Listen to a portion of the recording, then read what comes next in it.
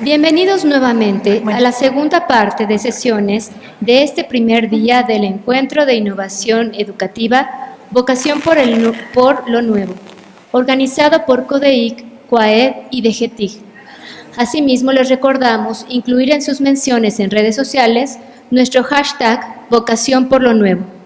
Saludamos con gusto a quienes aún nos acompañan aquí físicamente y a quienes lo hacen vía streaming en el Foro José Luis Ibáñez de la Facultad de Filosofía y Letras en Ciudad Universitaria.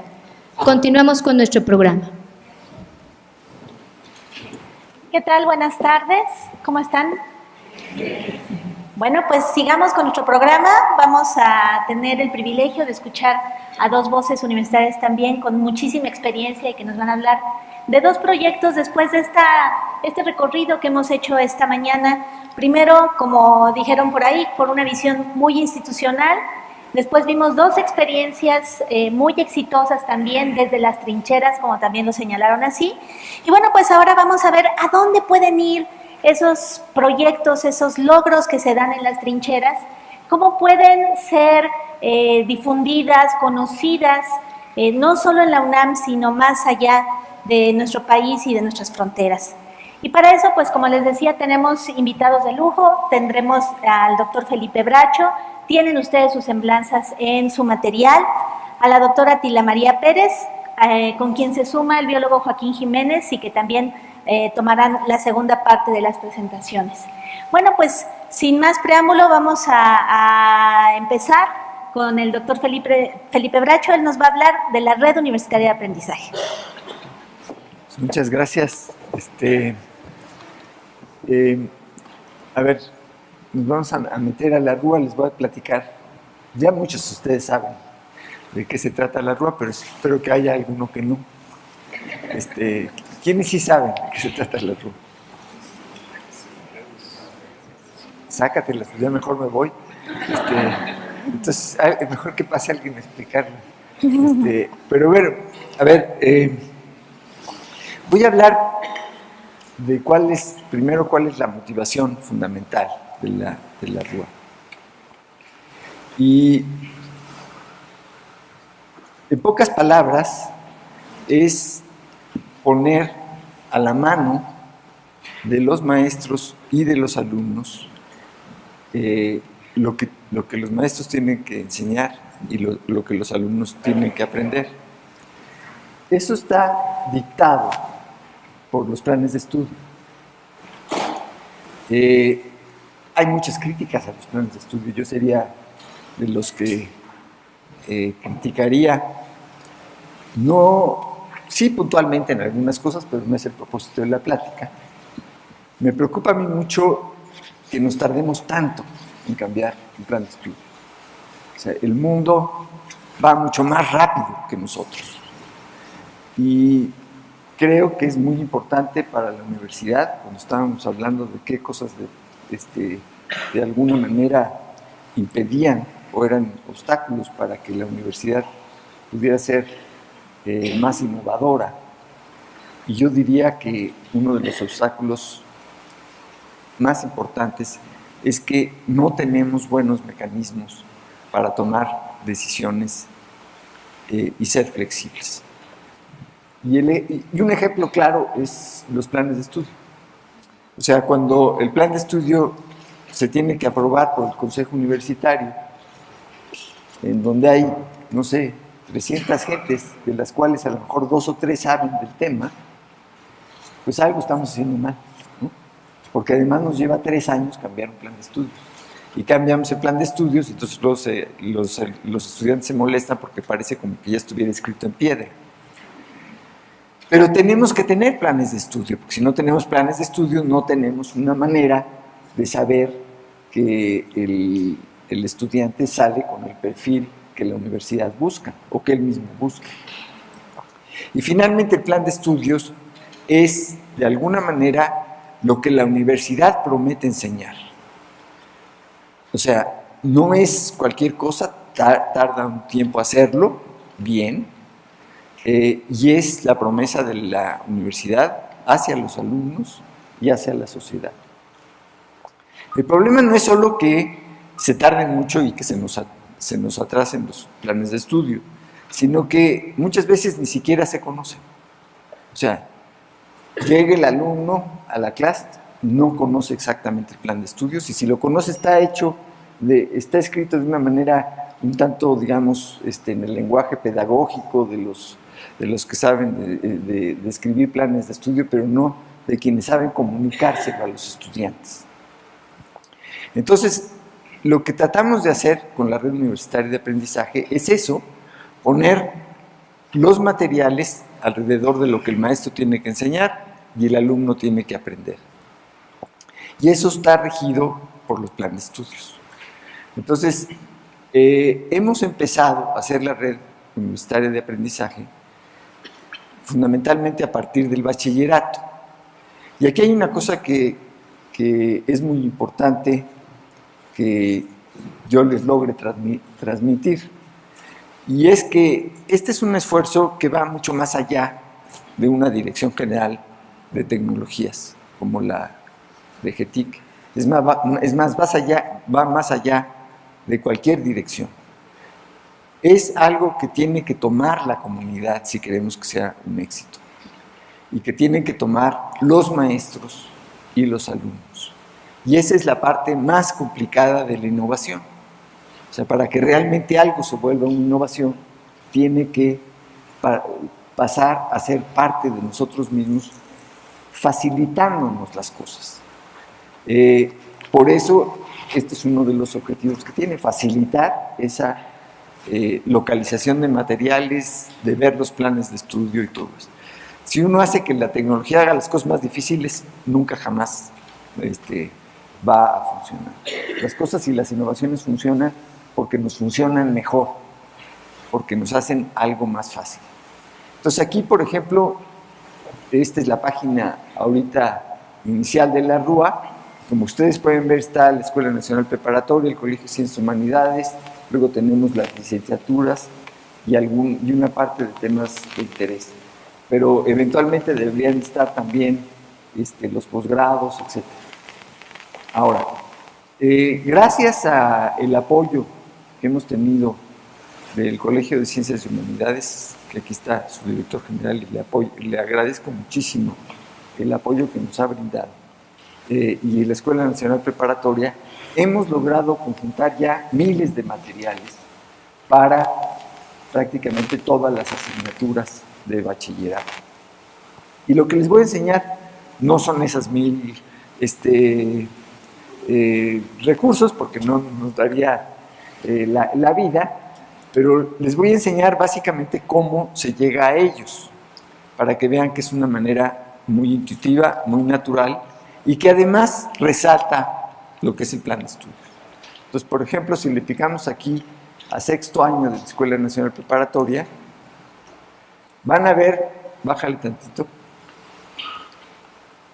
van a ver que, ahí, eso.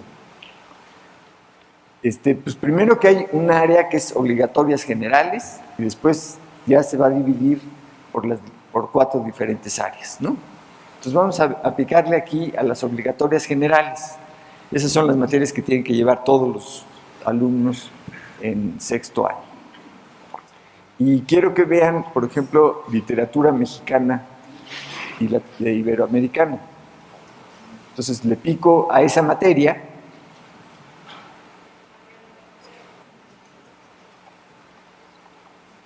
¿Qué pasó? Mi querido Guillermo. Ok, ya le picaste. Aquí está. La idea es tener el plan de estudios en una especie de árbol, del cual ustedes van a ver siempre la rama principal. Entonces, la caja de arriba, esas cajitas yo las quiero ver como una especie de ambiente de aprendizaje, y es un ambiente de aprendizaje para toda la materia. Entonces, si ahí le picáramos, por ejemplo, a recursos para aprender, me saldrían los recursos para aprender de toda la materia, que hay en toda la materia. Y me saldrían a lo mejor también algunos libros o contenidos que hablan de toda la materia, ¿sí? Pero si le pico o pulso, por ejemplo, la literatura barroca en México. Entonces ya me salen, a la hora de picarle recursos para aprender, me van a aparecer nada más los que tienen que ver con ese tema, ¿sí? Y podemos ver, por ejemplo, qué temas, perdón, con esa unidad. Si se fijan, los planes de estudio en la Escuela Nacional Preparatoria se dividen, perdón, las materias, los programas, se dividen en unidades y temas, ¿no? Entonces, aquí estamos en el nivel de la unidad. Si le pico a temas, más bien si Guillermo le pica, porque entonces me sale ya la unidad 3 como la parte fundamental, en donde puedo de nuevo ver todo lo que hay en esa unidad, pero además me salen los temas para que yo me pueda meter a cada una de ellas. Entonces vamos a meter aquí, vamos a ver, por ejemplo, autores barrocos sobresalientes. Y pícale ahí materiales para aprender. Entonces ahí tenemos, vamos a ver, por ejemplo, audio. Entonces tenemos aquí varios materiales en audio. Los materiales se dividen en esa parte de arriba. Hay algunas que están apagadas, quiere decir que no tenemos, ¿no? Pero son textos, cosas para móviles, juegos, películas, materiales para la web, en fin, cualquier tipo de material que pueda ponerse ahí. Eventualmente deberíamos de tener también acceso directo a la biblioteca que nos lleve algún capítulo de un texto importante sobre, en este caso, pues autores barrocos sobresalientes. Podría ser sobre Sor Juana o Calderón de la Barca, en fin. Vamos a buscar ahí Primero Sueño.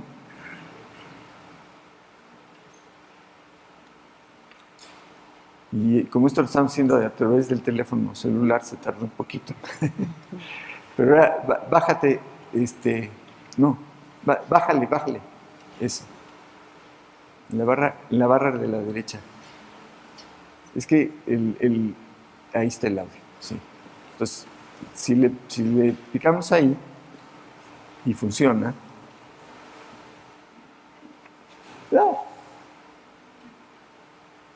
eso.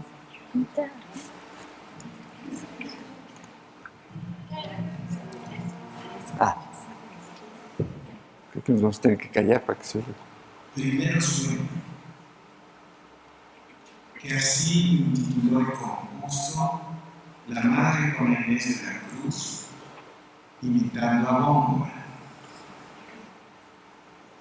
Quiero que lo oigan un momento. Piramidal, honesta, de la tierra nacida sombra al cielo encaminaba, de vanos obeliscos punta altiva, escalar pretendiendo las estrellas, si bien sus luces bellas exentas siempre brillantes, la tenebrosa guerra de húmedos vapores le intimaba, la pavorosa sombra aflictiva, burlaba, tan distantes que su atesado seno al superior convexo aún no llegaba del orbe de la diosa que 3 veces hermosa. Ahí es precioso.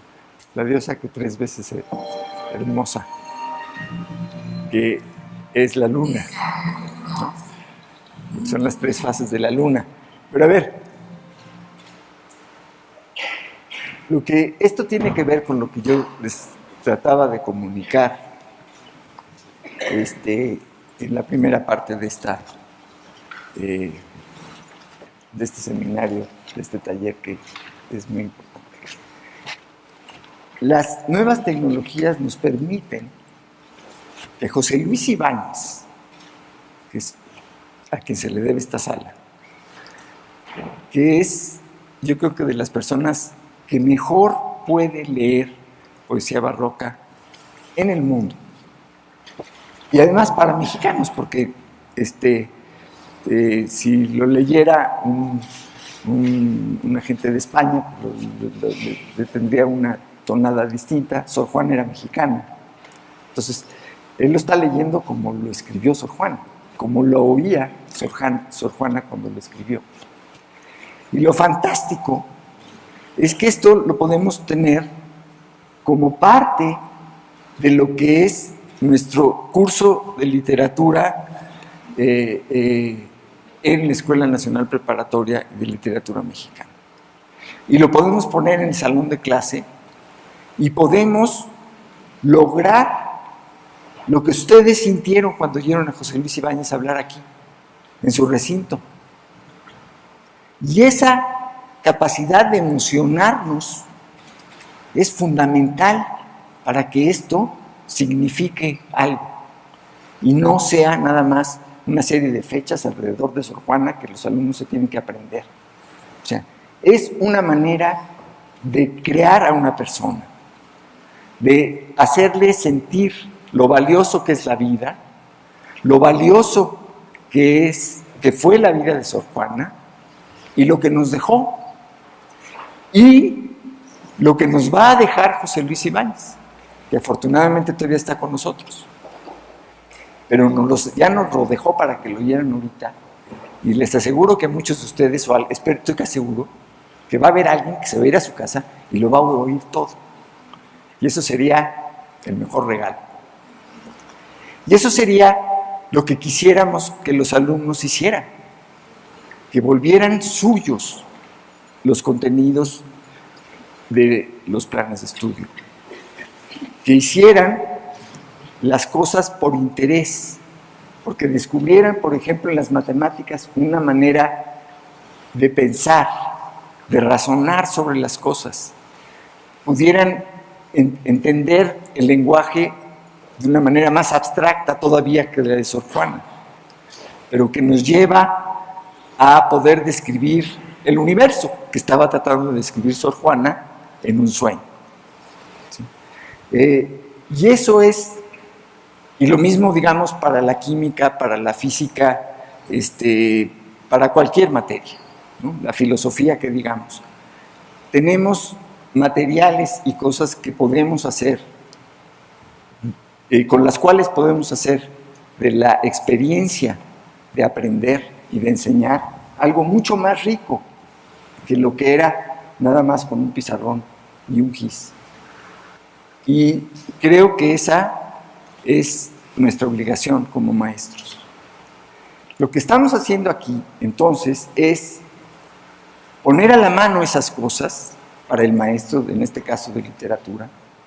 Viene también, si la buscan, para cada una de los recursos que tenemos ahí, viene toda lo que llamamos la ficha técnica, en donde se le da crédito a quien participó. Si se bajan, donde píquenle a colaboradores. A colaboradores. Ahí, abajito, donde está tu... No, ya te pasaste. Arriba, es como la piñata. Dale. Si le pican, aparece José Luis Ibáñez, ¿no? Y aparecen las gentes de Descarga Cultura que han hecho esto, y que nosotros, sí, y aquí están, y que nosotros pues, nos hemos aprovechado, ¿no? Pero ese es el gran beneficio de ordenar las cosas bien, porque podemos aprovechar lo que todos hacemos cuando tenga algo que ver con el plan de estudios y con el currículum. Pero además, también a la hora de poner el plan de estudios y el currículum a la vista, nos hace ver fácilmente los huecos que tiene o las cosas que sobran, ¿no? Y cómo podemos introducir nuevas tecnologías, por ejemplo, para la enseñanza de las matemáticas, para la enseñanza de la química, etcétera, y como acabamos de oír, pues hasta para la enseñanza de la literatura.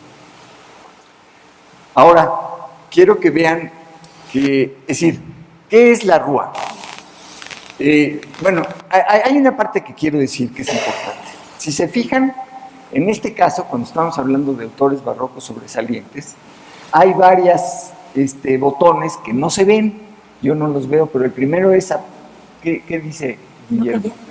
No, abajo, recursos encontrados. Aplicaciones. aplicaciones móviles. Ok, esos nos están los tipos de recursos que hay. Pero también en donde está, en la misma barra de recursos para aprender, hay varias opciones. La primera era la de temas, esa siempre existe. La segunda es lo que ya debo saber. Esos son los recursos que deberíamos de tener para que un alumno que quiere llevar esa materia sepa qué es lo que tiene que saber, ¿no? Cuáles son los conocimientos previos que necesita para llevar esta materia. Después están los recursos para aprender la materia, que es el que le picamos. Después vienen recursos para la autoevaluación, ¿no? Y aquí podríamos poner preguntas sobre primero sueño, a ver qué pensaste o qué frase se te ocurrió, te quedaste en la cabeza. Y el siguiente son recursos para el maestro. Ahí la idea es que podamos poner, y esto tiene mucho que ver con el propósito de este taller, porque ahí podemos poner sugerencias didácticas para el maestro, cómo enseñar cada tema y cada materia, y que los maestros sugieran nuevas formas de enseñar cada uno de los temas, cada una de las unidades, cada una de las materias. Ahí podemos poner películas de los alumnos haciendo cosas alrededor del tema, podemos poner experimentos, muchas cosas para que el maestro dé una mejor clase. Pero también para que los maestros como comunidad cooperen para que todos hagan una mejor clase. Porque, les repito, la idea de esto es hacer realmente un repositorio. Sí, voy a acabar aquí, porque ya estoy casi acabando. Para que todos podamos colaborar, ¿sí? Y aún esas botones que están apagados nos dicen algo muy importante. Porque ¿qué es lo que nos dicen? Pues que no tenemos nada sobre eso, ¿no? Y que quiere decir que tenemos una agenda que llenar. O sea, nos da a nosotros como comunidad saber que no tenemos nada para que el maestro dé una buena clase o para saber más sobre Sor Juana, ¿no? Ya hay muchos materiales. Hoy mismo, buscando, me encontré materiales del CCH y materiales de la Escuela Nacional Preparatoria, pero que no están en los lugares en donde hemos buscado. Más sobre, en este caso, más sobre Sor Juana, interpretaciones de primero sueño, que no hay ninguna que sea la correcta, ¿no? Yo creo que ni la propia Sor Juana la tenía, pero finalmente se siente fantástico escucharla, ¿no?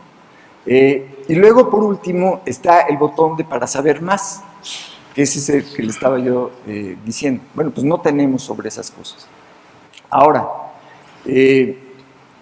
quiero que vean, vete al principio de la rúa. Ay, no, mire, al buscador. O sea, la rúa también es un repositorio.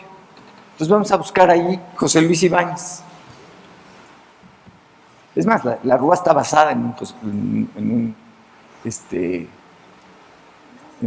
pero sin la... Creo que no le pusiste bien, ¿eh? Es que dice Ibáñez o no sé qué. Eso. No. No puedes ponerla ahí, ¿eh? Bueno, pero aquí está. Entonces, aquí está todo lo que ha colaborado José Luis Ibáñez. Y si ustedes empiezan a colaborar, pues entonces va a haber para cada maestro en que ha colaborado, cuántas gente lo han visto, y vamos a tener una manera de colegiadamente ir enriqueciendo este repositorio e ir enriqueciendo la experiencia de nuestros alumnos con nuestro trabajo. Entonces, es un repositorio, pero es un repositorio que se organiza alrededor del plan de estudios.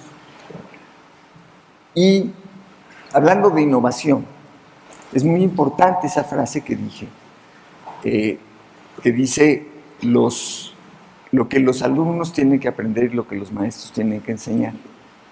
Porque la tecnología se vuelve una innovación cuando realmente te ayuda a hacer cosas. Y en este caso, te pone en la posición en la que naturalmente está el maestro y naturalmente está el alumno, de qué es lo que tengo que aprender. Y ahí está, ¿no? Ahora, tiene además otros usos, ya con eso acabo. Porque piensen, por ejemplo, en un alumno de tercero de secundaria, que quiere ver qué es lo que va a ver en la Escuela Nacional Preparatoria, en el Colegio de Ciencias y Humanidades. Pues ahí está el plan de estudios, ahí están los materiales, ahí está lo que ya debe saber, etc. Para que todo México y todo el mundo lo vea. ¿Sí? Y digamos, más adelante, el alumno ya está en tercer año de bachillerato, ya va a entrar a una carrera. Y tiene que escoger la carrera. Entonces puede ver cuáles son las carreras, cuáles son los planes de estudio, cuáles son los materiales que debe de saber, qué es lo que se supone que ya debe de haber aprendido y cómo va a aprender todo eso. Y va a poder tener entonces una idea mucho más clara que si nada más pues ve los planes de estudio por ahí, ¿no? Y también, por otro lado, porque esto es algo que vamos a hacer, queremos que esto sea un método de organizar los planes de estudio, no nada más para la universidad, sino que otras universidades usen el mismo repositorio, los mismos esquemas, aunque no se dividan en unidades y temas, sino se dividan de diferente manera, pero se puede flexibilizar, pero que todos podamos usar un repositorio compartido e ir escogiendo los mejores materiales. Y iba yo a terminar con eso, pero voy a terminar con otra cosa. Porque miren, mucha gente siempre pregunta, bueno, pero esto, ¿qué tiene que ver con la educación a distancia y con los LMS y los cursos en línea? Tiene mucho que ver, ¿sí? Pero no es lo mismo. Todos los materiales aquí están abiertos alrededor del plan de estudios. Y cuando normalmente uno se inscribe a un curso en línea, tiene que inscribirse para poder ver los materiales. El hecho de que los materiales estén aquí abiertos hace que cualquier maestro que quiera poner un curso en línea pueda usar los materiales que están aquí para su curso en línea. Y debería poder hacer su curso en línea y si necesita algún material, ponerlo aquí para que todos lo vean. Pero el hecho de que los materiales estén abiertos les permite pasar por un proceso muy importante, que es un cierto proceso de evolución. Y yo siempre pongo este ejemplo. Miren, si piensan en matemáticas de bachillerato, yo no sé, el Baldor, ¿cuánta gente de ustedes lo conoce o lo llevó en matemáticas? Yo les aseguro que hay 4 o 5 libros de matemáticas en general para bachillerato, pero hablemos, por ejemplo, de cálculo. Hay 4 o 5 libros con los que uno cubre el 80% de la población de estudiantes en el mundo. ¿Y por qué? Porque esos 5 libros han llegado a ser clásicos a través de un periodo de evolución. Las editoriales se mueren por tener un clásico de esos, o sea, porque lo venden por millones. Entonces, todo el tiempo están promoviendo sus nuevos libros de cálculo. Y de repente de esos 5 libros clásicos, uno se mete y otro se sale. Ese es un proceso de evolución en donde los maestros van escogiendo los libros que más les gustan para dar su clase. Eso debería de pasar si ponemos los materiales abiertos. Y no pasa si los tenemos cerrados dentro de los cursos. Con eso termino.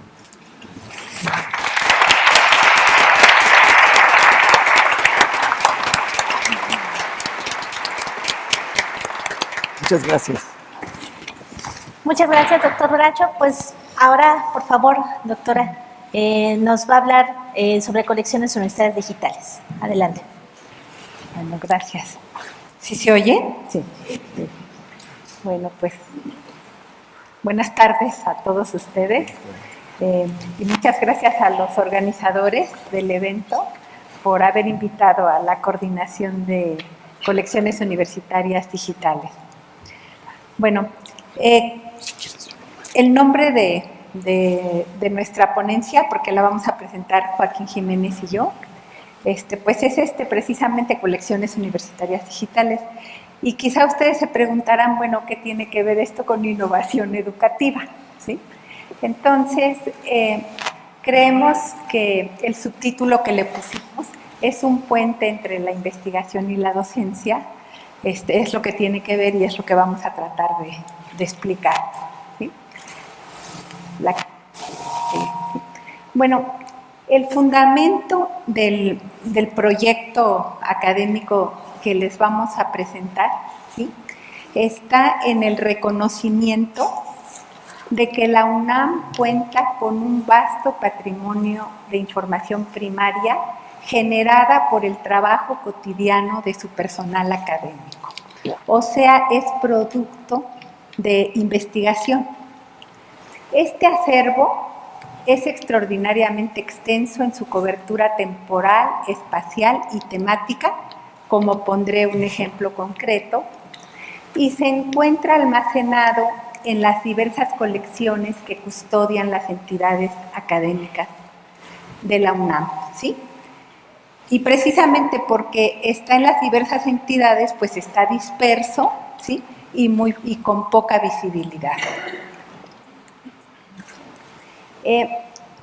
La coordinación de colecciones universitarias digitales precisamente fue creada en 2013 con el fin de desarrollar y administrar una plataforma transdisciplinaria de datos con herramientas para la integración, administración, consulta y difusión de los acervos digitales universitarios, ¿sí?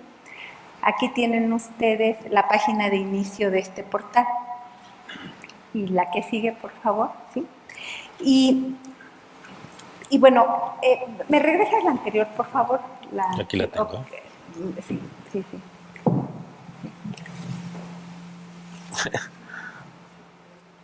La que sigue, ¿sí?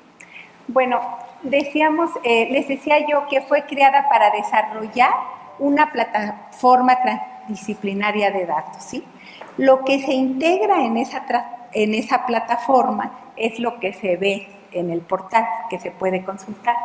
La que sigue, ¿sí? La anterior, esa, ¿sí? Entonces, se desarrolló la plataforma, también se desarrolló el portal, y el lanzamiento del portal se realizó hace casi exactamente un año, en marzo del año pasado, en un evento encabezado por el señor rector, el doctor Enrique Graue. Y con el lanzamiento del portal se puso a disposición de la sociedad una herramienta de frontera que esperamos convencerlos que se trata de una herramienta de frontera. Joaquín precisamente va a navegar el portal, ¿sí?, para consultar las colecciones universitarias y aprovechar así el creciente ámbito de los datos, lo que genera nuevas oportunidades para la educación, la investigación, la innovación y la toma de decisiones. La que sigue. Bueno, voy a dar un ejemplo de a qué nos referimos con esta integración de datos de diversas áreas de la UNAM. Si ustedes están en el portal y, por ejemplo, quisieran saber qué hay de moluscos, ¿sí?, el portal les va a dar como resultado los moluscos que hay en la colección del Instituto de Biología, en la colección de moluscos de Ciencias del Mar y en la colección paleontológica del Instituto de Geografía. Entonces, 3 colecciones que están aisladas, a través de este portal se integran los datos. Como es un portal de datos abiertos, estos datos se pueden descargar, ¿sí? Pero no solo se pueden descargar en la base de datos, sino que esa descarga se puede hacer en un mapa, ¿sí? Y a ese mapa se le pueden poner diferentes capas de escenarios de cambio climático global, de áreas protegidas, que vienen de otras entidades de la UNAM, como es el Instituto de Geografía y el Instituto de Ciencias de la Atmósfera, ¿sí? Entonces, imagínense ustedes el potencial que tiene la integración de las múltiples y diversas áreas que cultiva nuestra universidad, ¿sí? Y este impacto, ¿verdad?, tendría que ver con generación de conocimiento y tendría que ver también con información. Esto nos permite hacer trabajo transdisciplinario que es tan fundamental en estos tiempos para encarar los grandes desafíos de la humanidad, que son problemas complejos, ¿no?, como el cambio climático global, las enfermedades emergentes, la pobreza, etcétera. La que sigue, ¿sí? Entonces les decía que les iba a poner un ejemplo de una colección que es el Herbario Nacional, ¿sí? El Herbario Nacional es considerado el más grande de América Latina. Cuenta con más de 1.400.000 ejemplares y es la colección más completa a nivel mundial de plantas mexicanas. Y su historia se remonta a 1888, ¿sí? Esta colección pertenecía al Instituto Médico Nacional y la UNAM la adquirió bajo custodia en 1929, el año de la autonomía de la universidad. Quien custodia esta colección es el Instituto de Biología y son los académicos del Instituto de Biología los responsables de su conservación, de su catalogación y su estudio. Entonces, esta colección, con todas las identificaciones actualizadas, los datos, bueno, desde la adquisición de los ejemplares que tienen que ver con colecta, es producto de trabajo netamente académico, ¿sí?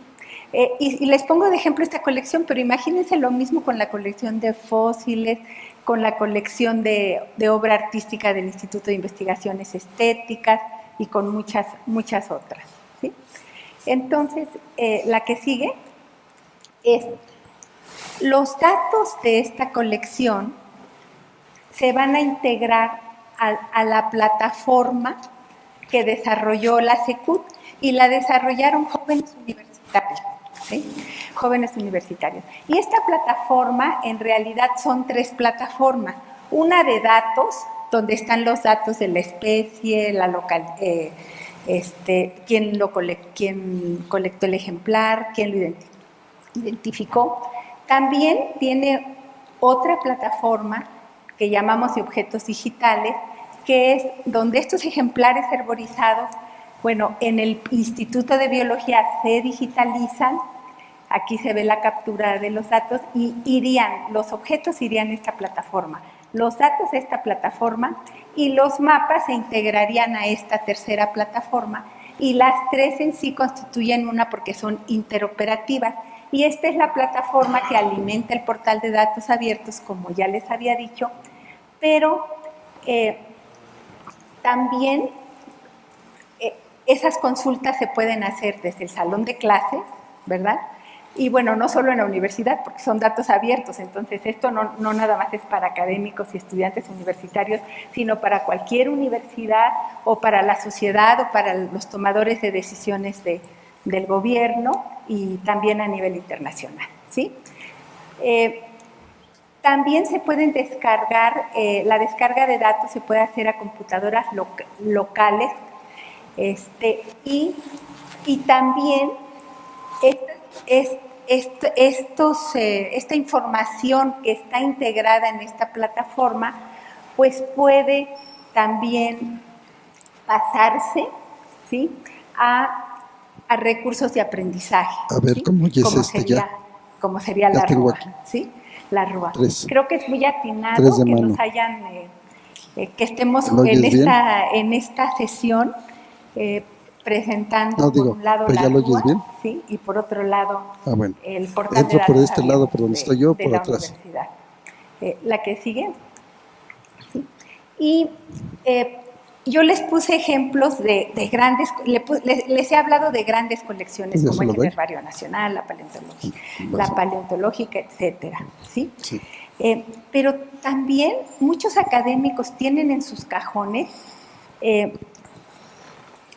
tienen colecciones que solamente ellos saben que las tienen, ¿sí? O sea, no tienen que ser colecciones de 1 millón de ejemplares, pueden ser de 200 ejemplares, de 500, y son colecciones que a mí me tocó vivir, ¿sí? Que cuando el académico se retira, se pierden, ¿sí? Porque están en sus cajones y ni los familiares los quieren ir a recoger esos materiales, ¿sí?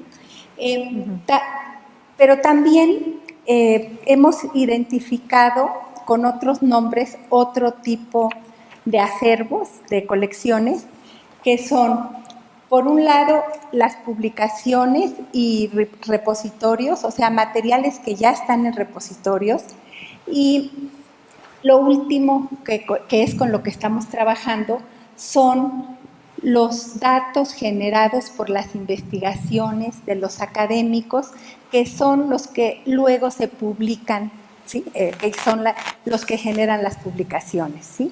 Entonces, imagínense ustedes que esos datos, ¿sí?, que son producidos por la investigación, también pueden ser consultados por este portal. O sea, que los estudiantes trabajarían con la misma materia prima que trabajan los investigadores, ¿sí? Entonces, la que sigue, y aquí le voy a pasar el micrófono. Gracias, a Joaquín. Bueno, buenas tardes. Yo voy a continuar un poco con la plataforma y luego podemos navegarla. Entonces, justo como decía la doctora, la idea es que todo lo que se genera en investigación, que nosotros llamamos ciencia abierta, que son distintos productos o subproductos previos a la publicación de un artículo, pues están ya y se está trabajando para que estén en formatos abiertos.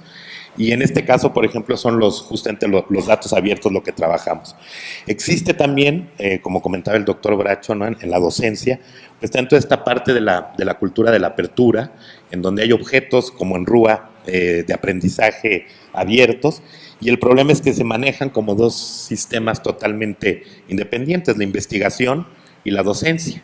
Nosotros lo que buscamos, y este tipo de plataformas para lo que funcionan muy bien, es para generar puentes entre la investigación y la docencia, ¿no? Todos los contenidos que están en la investigación, que sean abiertos, pueden consultarse desde plataformas en la docencia, y de esa manera conectar, justamente como comentaba la doctora, la materia prima que están usando los investigadores en su trabajo cotidiano, pues puede ser utilizada por los maestros y los alumnos dentro de las aulas, ¿no? En el caso de los datos abiertos, bueno, la característica que tienen es que tienen una licencia, unos términos de uso que permiten ser utilizados, reutilizados y redistribuidos libremente por cualquier persona. Entonces, bueno, en el esquema lo que sean los cuadritos, un poco la idea es que esos acervos que están totalmente dispersos en distintas colecciones de la universidad, pues se puedan integrar en la parte de la docencia como un solo objeto. Entonces, bueno, lo que vemos abajo nada más es justamente datos que se generan en la investigación, como las colecciones científicas, a través de estas plataformas, pues que puedan ser utilizadas en las aulas. Entonces, bueno, podemos navegar un momento en el portal.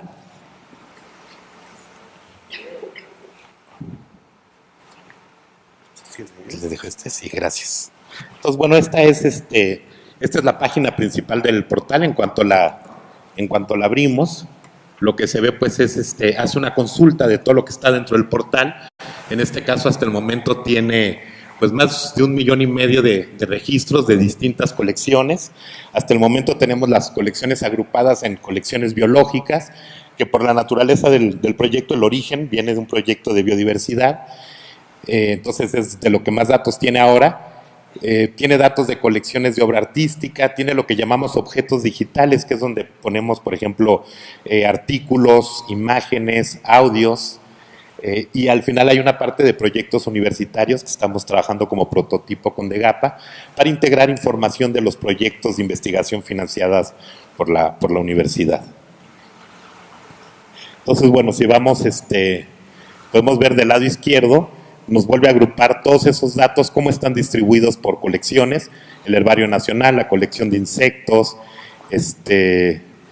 el archivo fotográfico de investigaciones del Instituto de Investigaciones Estéticas, la Biblioteca Digital Silvestre Revueltas, que es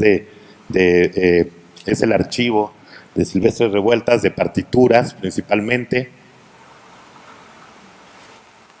Entonces ahí podemos ver, ¿no?, la lista de todas las colecciones, ciencias del mar, investigaciones sociales, y todos estos datos se van integrando a partir de estándares. Cada tipo de colección tiene un estándar común y de esa manera podemos consultar, aunque sean registros de distintas colecciones, como si se tratara de una sola. Aquí vemos las entidades, luego los registros, cómo se dividen por países. Obviamente, pues siendo la UNAM, pues la mayoría son registros tomados en México. Podemos ver a este nivel de general todavía, pues todos los registros a nivel de estados, cómo se distribuyen los estados. Podríamos ver aquí los estados donde más que más registros tienen, de los que la UNAM tiene más registros. Y de este lado vemos los mismos datos, pero de una forma gráfica, ¿no? Cómo se divide pues de una manera visual. Y aquí ya la idea es que el usuario puede ir poniendo filtros para ir seleccionando. Por ejemplo, podemos ver colecciones biológicas y vuelve a hacer todo el proceso, ¿no?, de agrupar toda la información, pero ya solo de las colecciones biológicas. Entonces vemos ya, por ejemplo, aparecen nombres comunes como plantas, mariposas, escarabajos, y es aquí donde el alumno puede empezar a escoger qué grupos quiere ver, o el profesor dentro del aula. El portal también tiene un API en donde uno se puede conectar. Otra plataforma puede conectarse directamente a las bases de datos con consultas preestablecidas e ir tomando todos los datos. Entonces vamos a ver, por ejemplo, de plantas. Y aquí vemos, ¿no?, ya de plantas hay 900,000, poco más de 900,000 plantas. Esta información la podemos ver en un mapa. Este es el mapa de las plantas que tiene la UNAM colectadas en sus herbarios. Podemos acercarnos, evidentemente la mayoría son de México. Y aquí se pueden, como comentaba la doctora, ir agregando capas como de otros institutos. Esta es una lista de capas que se pueden ir agregando. Por ejemplo, de ciencias de la atmósfera, pues vienen capas de escenarios de cambio climático. Y entonces aquí se pueden empezar a hacer este tipo de objetos en donde se ven distribución de especies con escenarios de cambio climático, ¿no? Se pueden ir poniendo pues, la hidrografía, áreas naturales protegidas, ¿no? Entonces se va generando información que se va adecuando a las necesidades pues en este caso del alumno. Y también toda esta información se puede ver directamente, los registros. Esto ya es una lista de todos los registros que hay. Aquí son de plantas. Entonces voy a buscar un ejemplar. Bueno, de este lado tenemos un resumen. Aquí eso sería una lista, pues, de las 900,000 registros. Aquí podemos verlo. Se continúa. Viene uno por uno numerados todos los registros. Se pueden seguir haciendo filtros o se puede hacer ya directamente una consulta.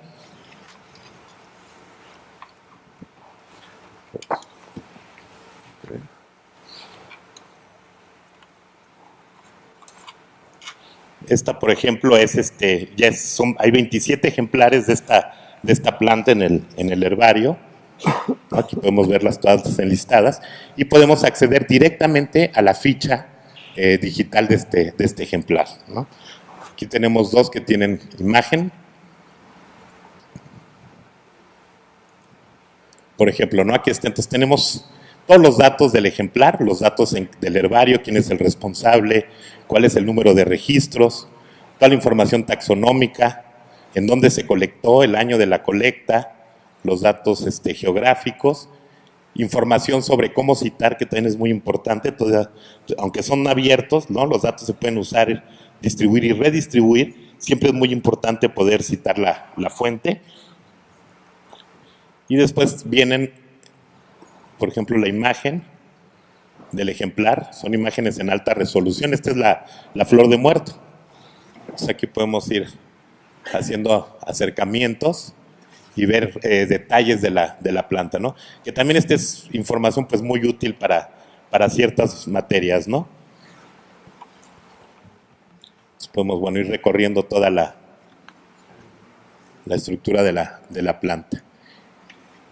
Y del lado derecho usamos linked data, es decir, que estos datos consultan a su vez otras bases de datos y podemos ver aquí, bueno, cuántos otros ejemplares hay en la colección, o podemos ver nombres comunes en español, en náhuatl y en otras lenguas.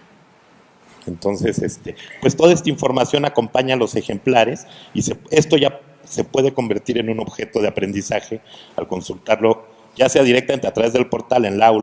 Se pueden descargar todos los datos a Excel o a tablas, o se puede conectar a través del API con plataformas como Rua, justamente. Entonces tenemos hay otros ejemplos que me gustaría revisar brevemente. Por ejemplo, de veterinaria.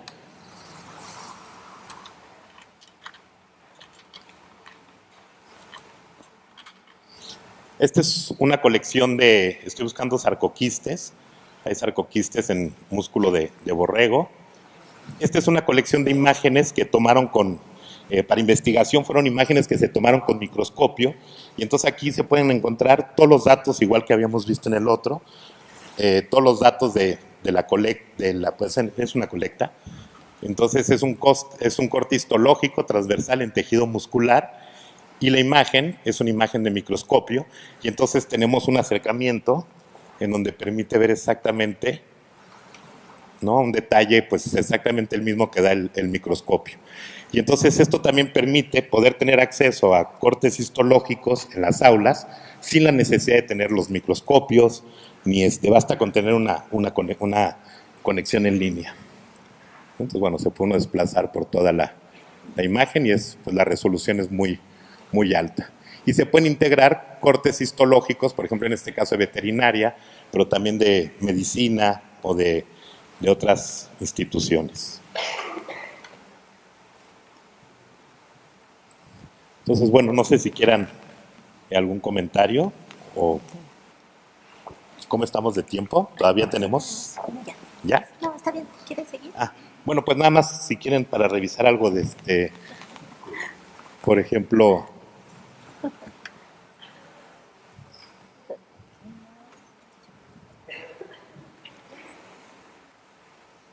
vamos a ver de la Biblioteca Silvestre Revueltas.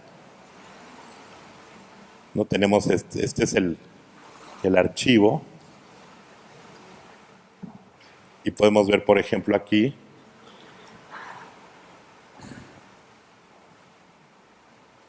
tenemos, por ejemplo, todas las partituras de una obra. Bueno, viene toda la información de la obra, el responsable, la descripción, los créditos, y aquí podemos ver pues todas las partituras. No alcanzo a ver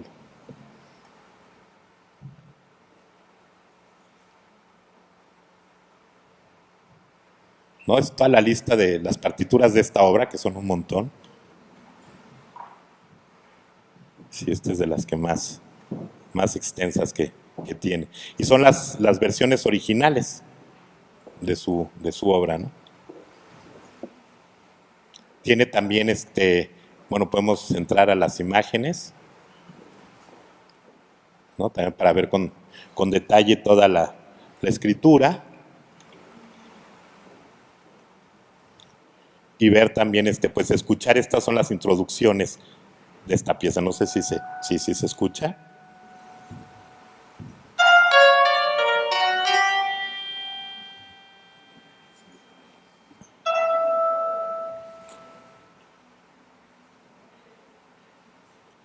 Y bueno, finalmente, todo el sistema tiene también un sistema de retroalimentación en donde tanto el alumno o el maestro o cualquier usuario, si encuentra algún error o tiene algún comentario en la información, en el contenido, pues lo puede enviar y se envía directamente al académico que está como responsable de esa colección.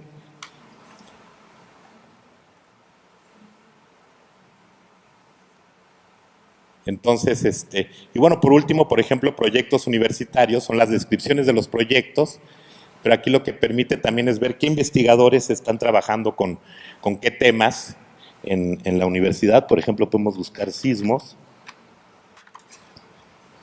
Esto es un prototipo todavía de 2 años, ¿no? De proyectos del 2009 al 2011, pero vemos entonces que hay 4 proyectos en geofísica de sismos, 2 en ingeniería, uno en el Centro de Investigaciones en Geografía Ambiental de Morelia y otro en el Instituto de Física. Y desde aquí pues ya se pueden ir haciendo los filtros y entrar directamente a toda la información y la descripción del proyecto. Estamos trabajando ahora para integrarle a estos proyectos terminados todos los productos derivados, ¿no? Entonces, pues bueno, esto es una muestra rápida de cómo funciona este portal, pero creemos que lo más importante para este evento es justamente que todo esto que proviene directamente de la investigación puede conectarse esto totalmente abierto y puede conectarse con la docencia. Muchas gracias.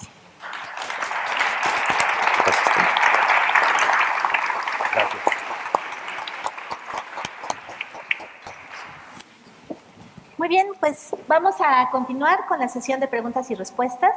En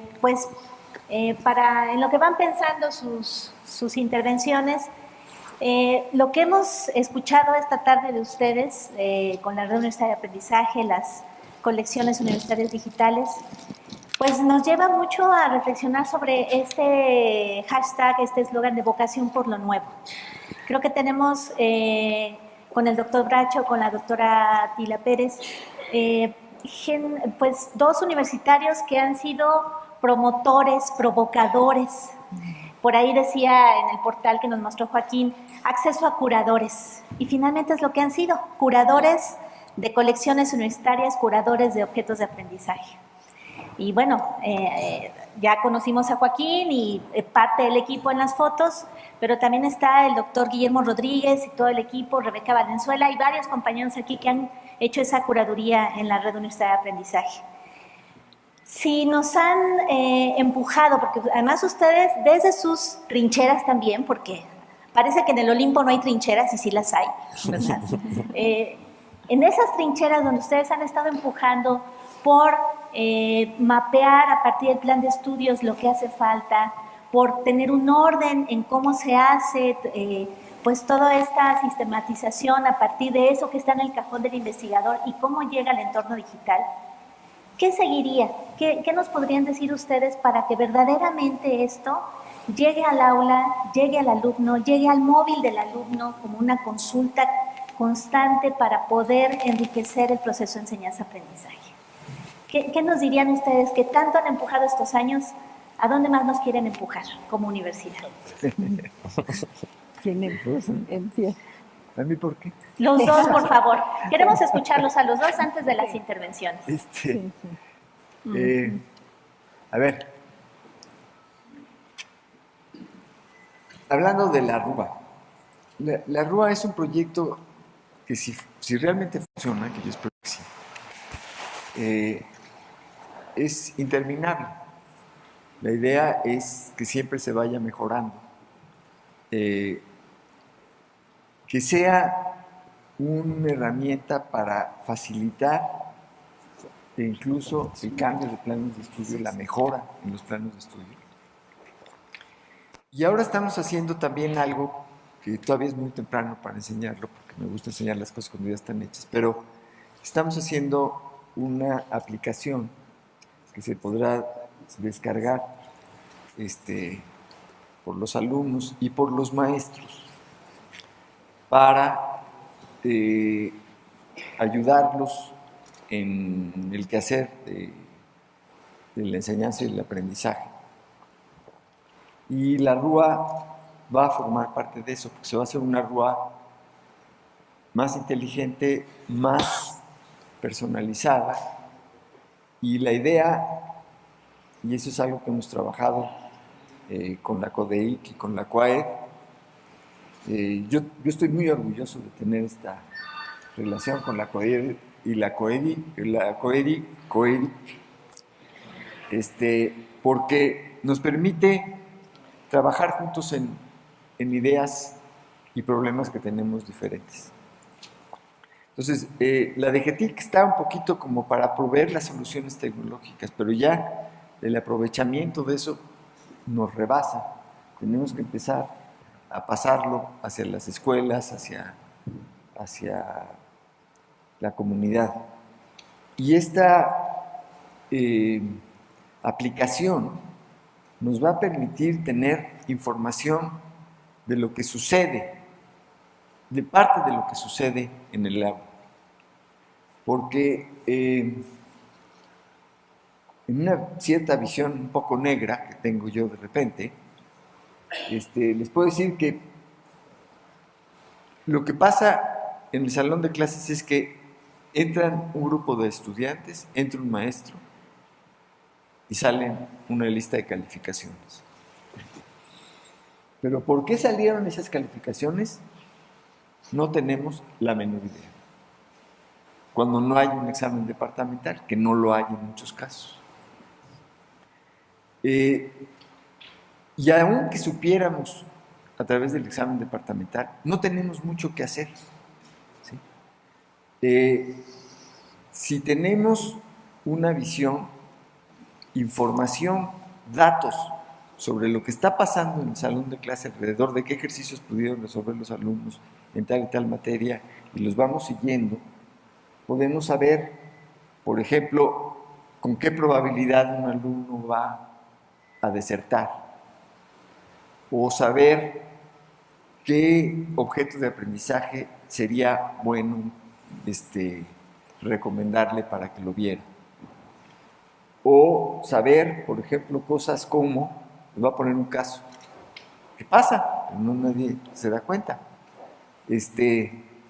Un maestro de matemáticas en primer año de bachillerato en el CCH, pues todos sus alumnos pasaron muy bien con 10 y 9. 10 y 9. Pero luego al siguiente año les va mal, ¿no? Empiezan a reprobar y unos sacan 6 y ahí van, ¿no? Nadie se da cuenta. Son datos que no se analizan. Y obviamente quiere decir algo importante. Todos ustedes deben tener ya ahorita una hipótesis de qué es lo que pasó. ¿Cómo qué crees que pasó?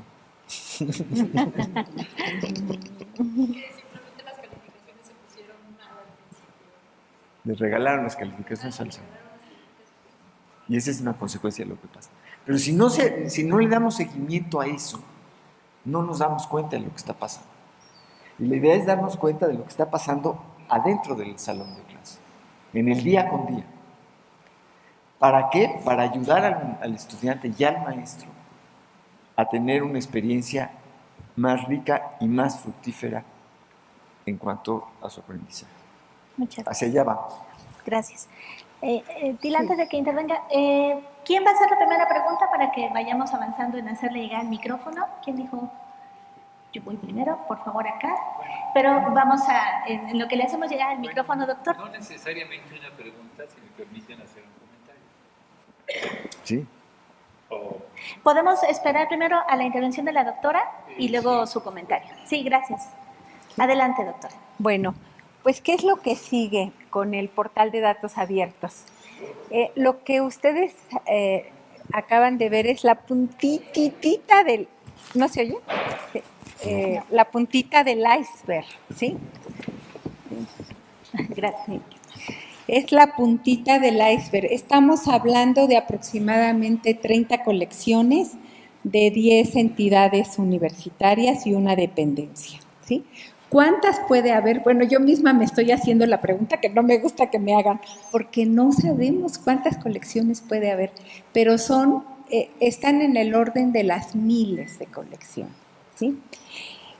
Entonces, esto es obviamente, claramente un proyecto permanente e inacabable, ¿sí? Y bueno, esto es algo hermoso de nuestra universidad, porque proyectos de este tipo permanentes, pues casi es uno de los pocos lugares en nuestro país donde se puedan llevar a cabo. Entonces, habrá que ir integrando cada vez más colecciones, por un lado. Pero por otro lado, hacer del conocimiento tanto de los profesores como de los estudiantes que existe este portal, ¿sí?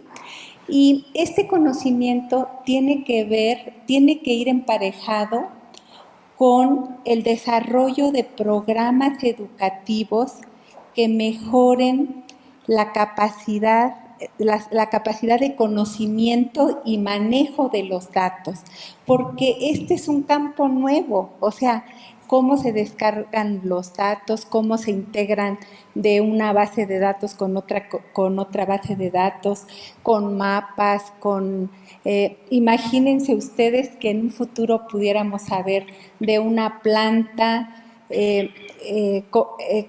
o sea, de qué especie es, dónde se distribuye, cómo la usan sus comunidades, qué metabolitos secundarios tiene. Entonces, es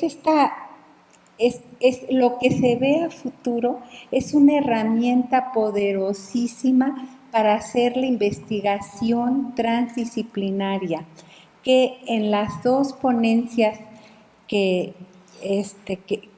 tuvimos en la primera sesión, pues ese fue el común denominador. El trabajo, la innovación tiene que ver con trabajo, en la actualidad tiene que ver con trabajo transdisciplinario que rompa las barreras entre las disciplinas. Y quisiera nada más agregar, porque este es un punto que cada que presentamos el portal nos gusta enfatizar, ¿quiénes tienen los créditos de esa información? Las entidades académicas que los custodian, los académicos que curan los datos, ¿sí? Y si se dieron cuenta, en la ficha está el logo de la entidad. Y hay toda otra línea de trabajo que tiene que ver con interoperatividad, pero ahí el fuerte para esa respuesta es Joaquín. Muchas gracias. Sí. Adelante, doctor. Muchas gracias. Pues ante todo agradecer al doctor Bracho, a la doctora Pérez y a su colaborador las presentaciones que hemos escuchado. Realmente es algo nos abre perspectivas muy ricas para seguir incursionando, intentar caminar hacia la innovación educativa, ¿verdad? Que es el tema del encuentro. Me pareció muy rica las exposiciones, me parece que tocaron puntos fundamentales que nos van a enriquecer a quienes estamos más relacionados hacia la docencia y que tiene que ver, por un lado, en esta posibilidad tan rica que expresa Felipe, ¿verdad?, de generar a través de este tipo de objetos de aprendizaje también emociones. Esa es una de las condiciones más ricas que tenemos que seguir explorando, porque la innovación no es nada más tecnología, es un recurso riquísimo, como aquí nos lo han mostrado, pero que atiende otras dimensiones, y esas otras dimensiones son las que realmente van a impactar en construir una educación innovadora, nueva y cada vez más rica. A mí me gustó mucho la forma de exposición de Felipe, me parece que es inspiradora para los docentes, ¿verdad?, poder transmitir con emoción el sentido que tiene una herramienta como esta, y me parece que eso es lo que también los profesores tenemos que transmitir a nuestros alumnos. Es decir, la información es riquísima y ahí está, pero no es suficiente. Con solo información no vamos solamente a avanzar. sino con esa otra capacidad que tenga el docente de motivar, de interiorizar a sus alumnos de la riqueza en diversos planos que le ofrece esa herramienta, ¿verdad? Porque no es nada más tenerla ahí. A lo mejor si no hubiera escuchado a Felipe, otra persona me hubiera dicho qué interesante, etcétera, muchas cosas, pero sin emoción, sin ver esa otra componente que me parece que él destacó y que nos hizo vibrar y sentir ese otro potencial que nos da la Rúa, ¿no? Ese es un aspecto muy importante. Igualmente, este otro aspecto que él señaló, me parece que un gran reto que tenemos es saber qué pasa en el aula. Y no por motivos de vigilancia, supervisión y mucho menos punitivos, ¿verdad? Pero tenemos que avanzar hacia romper esa fragmentación y aislamiento del trabajo individualizado, del que no se sabe qué pasa y que no se puede enriquecer y que no se puede compartir. Entonces me parece que esta posibilidad que también señaló de acercarnos, ¿verdad?, a conocer más qué pasa, es el camino en el que tenemos que seguir andando, es decir, hacer un trabajo más colegiado, un trabajo más institucional, comunitario y colegiado. Y me parece que esa dimensión que ofrece es algo muy, muy valioso. Y las otras componentes que nos ofrecen también nuestros otros colegas, y ya brevemente para no abusar, incorpora otras dimensiones fundamentales, que es el poder vincular la investigación con la docencia. Eso es de una gran riqueza y creo que estas posibilidades que ustedes aquí nos brindan nos abren esa perspectiva de que a través de estas herramientas podemos caminar en esa dirección. Y yo cerraría diciendo que realmente si aspiramos a una docencia innovadora, no puede hacerse si no se vincula a la investigación. Es decir, la docencia innovadora no va a surgir por inspiración de un momento, ¿verdad?, ni mucho menos por la acumulación de la experiencia, sino por tener la posibilidad de estar conectando acerca de qué se está investigando sobre estos procesos en la actualidad. Así que, bueno, muchas gracias a todos ustedes por esta oportunidad. Bien, pues es el doctor Jesús Salinas, director general del CCH, y pues como dice él, es la visión del docente de ver esta riqueza de contenidos que se pueden utilizar gracias a las tecnologías. También algo que sería importante compartir para sentirnos también orgullosos, así como dice Tila, esto solo se puede hacer en la UNAM muchas veces, este tipo de colecciones de riquezas de contenidos digitales que nos hacen vibrar, que nos generan esa emoción, pues también se dan en el marco de que desde hace muchos años la UNAM tiene un compromiso con el acceso abierto, con no ser celosa de lo que tiene el privilegio de resguardar, de ir más allá y no quedarnos contentos con que tenemos la Hemeroteca Nacional y tenemos un bello edificio que la resguarda, sino que queremos compartirla y lograr que los mexicanos y quienes hablan español y quienes estén interesados en el contenido en cualquier parte del mundo lo puedan consultar desde su computadora. Y se han dado diferentes pasos para ello, pero en 2015 también la UNAM emitió una política de acceso abierto que también posibilitó en gran medida pues todo el marco legal de las colecciones universitarias digitales, pero que además pues somos la tercera universidad en México que cuenta con una política de acceso abierto. Tenemos mucho camino andado, mucha plataforma tecnológica, legal, de visión, de estrategia que hace posible todo esto. También si nos pudiera compartir, presentarse por favor. Sí, otra vez Leticia de Anda del CCH y de la Inés. Perdón por mi insistencia en preguntar, pero trabajo el tema de innovación. Me parece de verdad que la universidad es grandiosa, estas dos son experiencias increíbles, ¿no? Pero desde mi perspectiva requieren ser mejor conocidas para ser usadas. Ha habido importantes proyectos en la UNAM, innovadores, que quedan ahí y se pierden con el tiempo. Comentaba hace un momento con el doctor Bracho la forma de hacer que lleguen en este caso, el caso de la RUA, los objetos de aprendizaje que lleguen a los docentes y no es fácil. No sé si tienen un contador de personas que están usando estos recursos, sería importante conocerlo. Y un poquito antes que estoy aprovechando para hacer un comentario, revisé la UNAM, que me llega por Facebook, increíble, pero tenemos que reconocer que esta red social nos permite estar en contacto no solamente con las personas, sino con el conocimiento. Tiene 1.460.000 personas que están suscritas a esta página de la UNAM y ya me llegó que si el alumno ganó este concurso, que si hay esta actividad.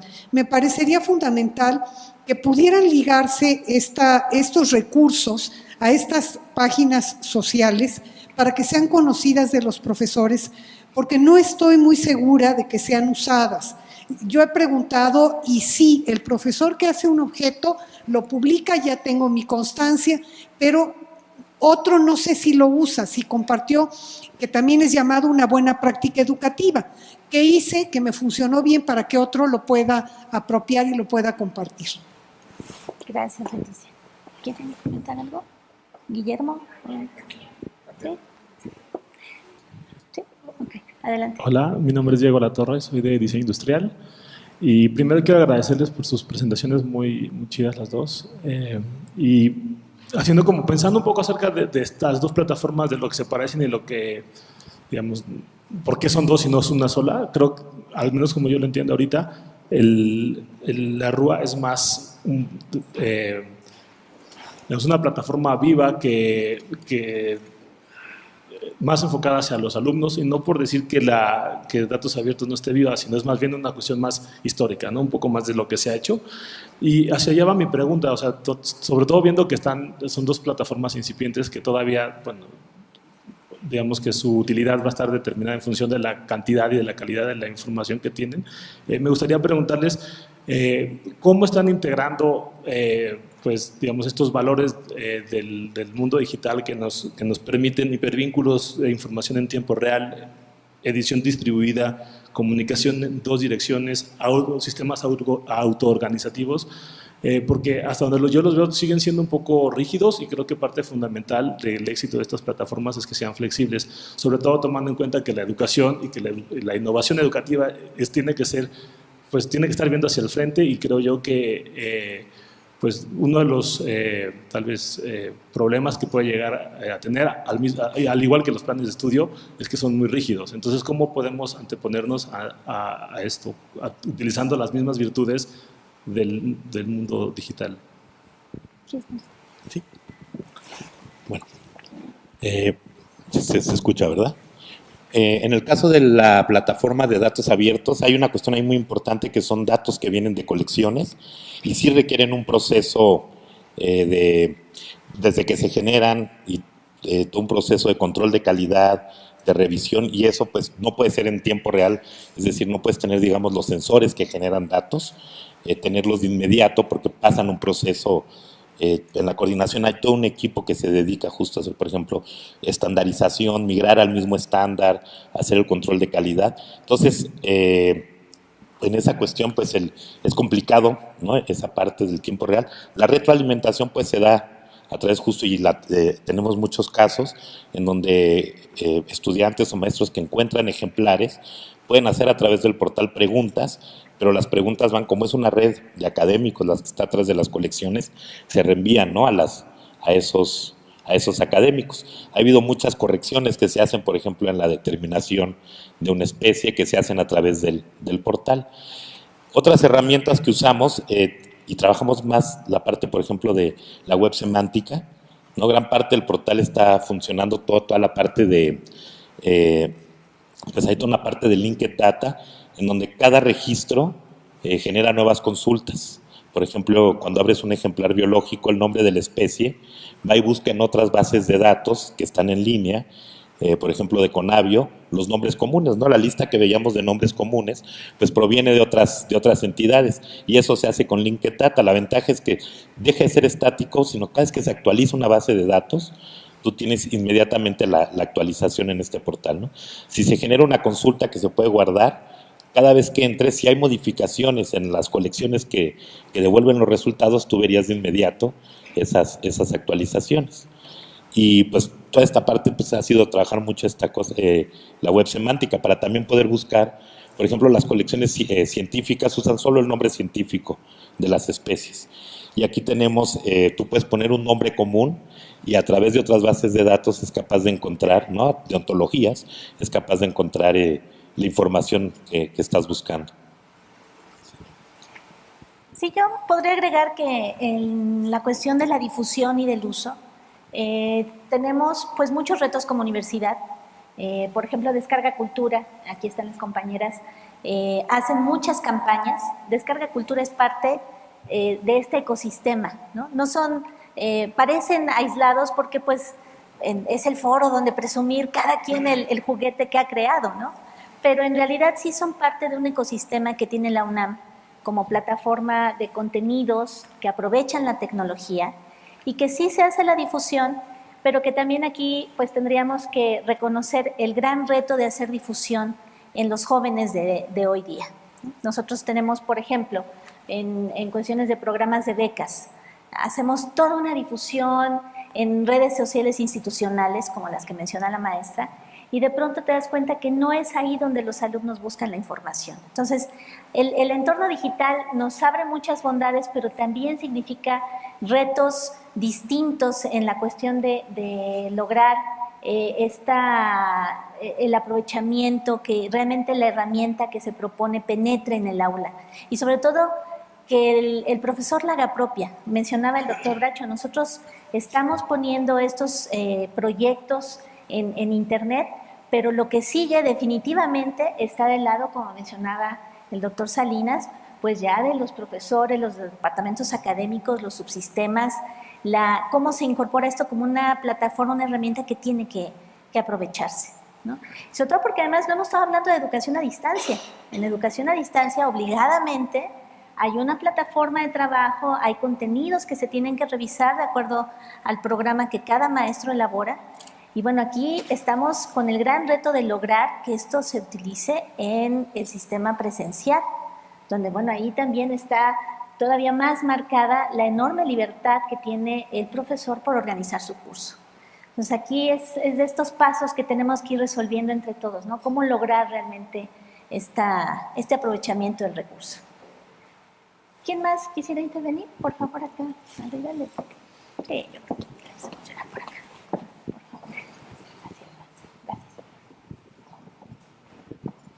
Gracias. Mi nombre es Miguel Ángel Bravo, del SAGE.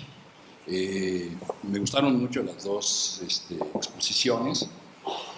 Me surgen muchas preguntas, pero nada más quisiera poner una observación y pregunta y duda en cada una de las dos exposiciones. En el caso de la cuestión educativa de Rúa, yo tengo cierto escepticismo en relación a la cuestión tecnológica aplicada a la educación. A veces siento que hay una especie de fetichismo, ¿no? Que en muchos casos decir, tengo la computadora, tengo un sistema y con eso van a aprender mejor, o va a ser un audio, o va a ser un video. Un poco quizá pensando en la experiencia de la enciclomedia o de la secundaria en televisión, ¿no? No siento que el problema principal, y esa sería mi duda y mi pregunta, creo que no tenía el suficiente, digamos, respaldo en términos pedagógicos, ¿no? Es decir, como que estaba la plataforma y no hubo un acompañamiento, digamos, pedagógico para ver si efectivamente con esas herramientas los alumnos aprendían mejor. En el caso de enciclomedia era un poco difícil porque además fue para un solo año, quinto año, en fin, y además estaba dentro de un proceso político muy complicado, ¿no? En la UNAM creo que tenemos otras circunstancias y se podría, digamos, abordar este problema de una manera más sistemática e institucional. Pero, digamos, es una duda, ¿no?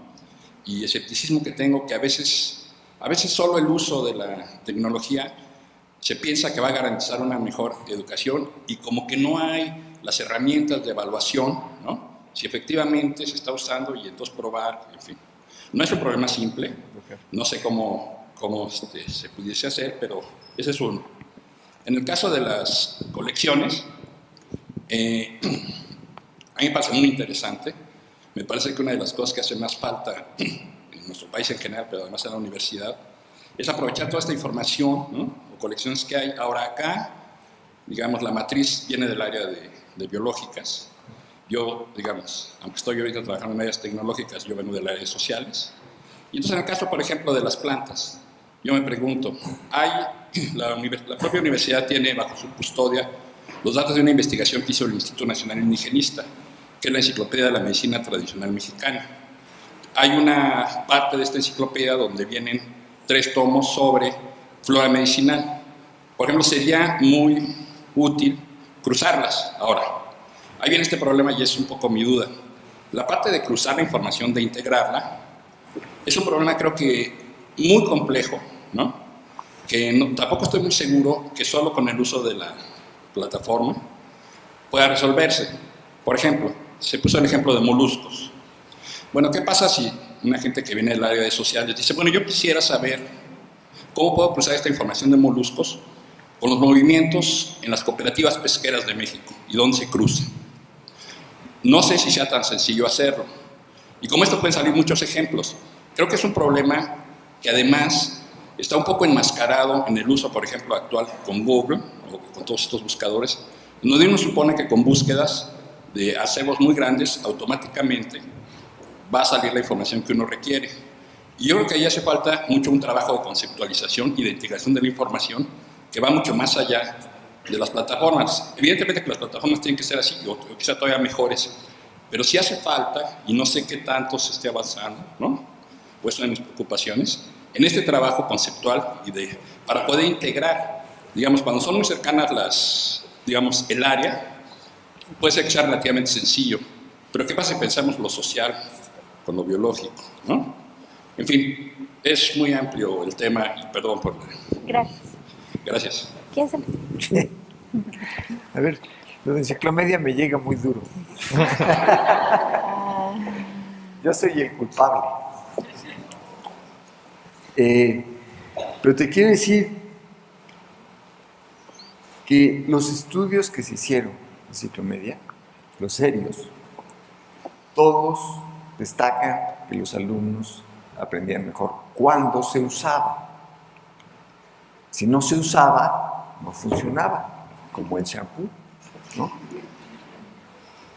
Y te puedo dar 2 datos que para mí son muy importantes.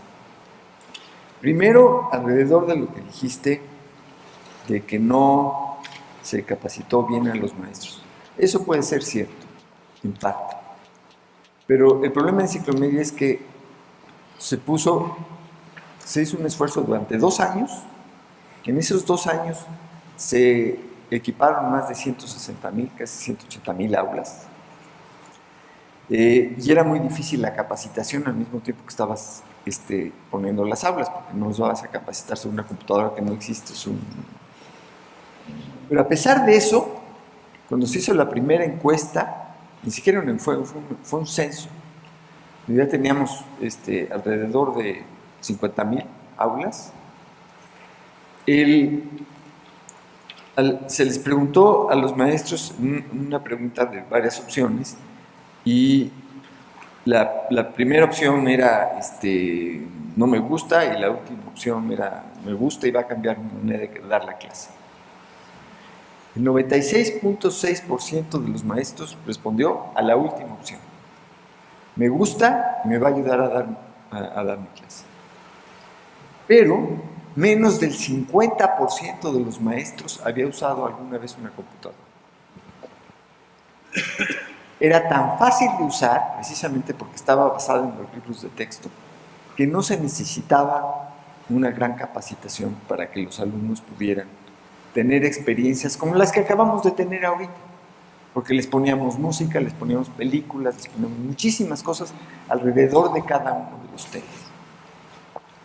Y voy a relatar una experiencia que ya muchas veces la cuento, pero creo que es importante, alrededor de lo que la tecnología puede hacer y que es imposible hacer sin la tecnología alrededor de la educación.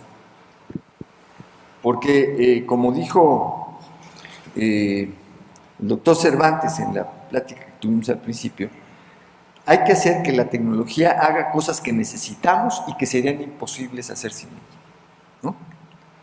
Y eso hay que hacerlo para la educación también. El ejemplo es este. Hicimos una muestra estadísticamente significativa cuando ya teníamos alrededor de 100,000 aulas equipadas. Y podíamos hacer una muestra estadísticamente significativa porque se le dio prioridad a las aulas que se podían equipar en zonas indígenas, en zonas rurales. Tomamos a esos maestros con la única salvedad de que no supieran hablar inglés. Nunca tuvimos que quitar a nadie de la muestra porque ninguno de los maestros sabía hablar inglés. Les dimos una capacitación de 3 horas. Los mandamos de regreso a sus aulas y todo el ejercicio lo hicimos acompañados del anglo mexicano. Cada mes les mandábamos un examen a los alumnos y todos los maestros nos regresaban los exámenes calificados y hechos por el anglo mexicano, que también los calificaba. Al final de cuentas, el resultado fue que los alumnos llegaban casi a 8 de promedio. Y si hubieran llevado los 2 años del curso para los cuales hicieron, los alumnos hubieran llegado casi a la calificación promedio de los maestros de secundaria. En ese entonces, el inglés era obligatorio en secundaria, pero no en primaria. ¿Okay? O sea, los maestros sin saber hablar inglés, podían dar clase de inglés a un nivel superior en promedio a lo que daba un buen maestro. Pero además escuchaban un inglés que no era un inglés chapurreado de tercera generación, era inglés de gente nativa del inglés. Entonces aprendían a escuchar mejor y a hablar mejor. Ese resultado lo tiraron a la basura junto con todo el proyecto por una razón: corrupción.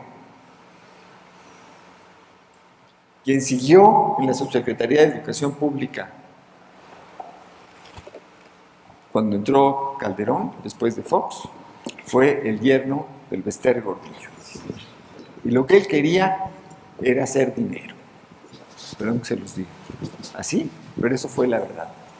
Y por eso hicieron toda una campaña de mentiras alrededor del proyecto. Y nunca dijeron la verdad y el éxito que había tenido. Y nunca hicieron lo mínimo que podían haber hecho, que era, por ejemplo, poner el inglés.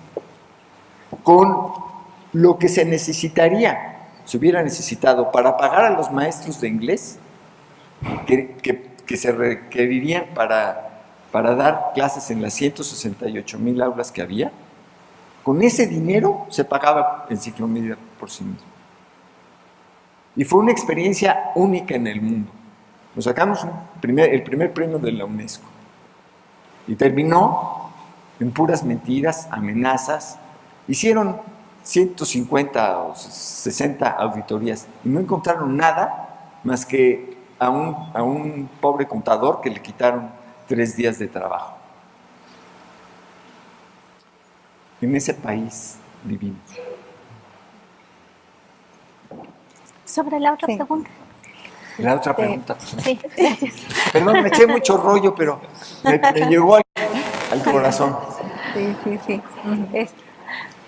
Profesor, su comentario es exactamente lo que sigue, ¿sí?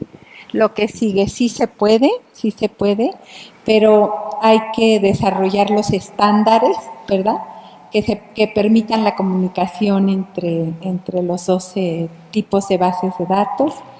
Y en la coordinación tenemos un coordinador técnico que es el biólogo Jiménez, y él tiene a cargo 3 áreas. Una es de informática y estadística, que es la que se encarga de todos estos, generar todos estos estándares y procedimientos. La de desarrollo tecnológico, que es la que tiene que ver con el desarrollo de la plataforma, y la de inventario y comunicación, que es la que tiene el contacto directo con las entidades, ¿sí? Entonces, esas bases de datos que usted dice de pesquerías, población, todo eso, pues son valiosísimas, esperemos pronto tenerlas. Y aquí también nos enfrentamos a otro, pues no quisiera llamarle problema, porque es una actitud humana natural, ¿no?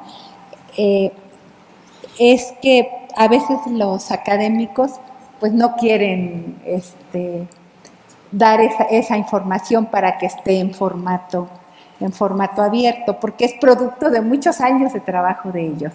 Pero lo que nos hemos dado cuenta es que precisamente cuando ven el portal ha tenido el efecto de que quieren que sus datos estén allí.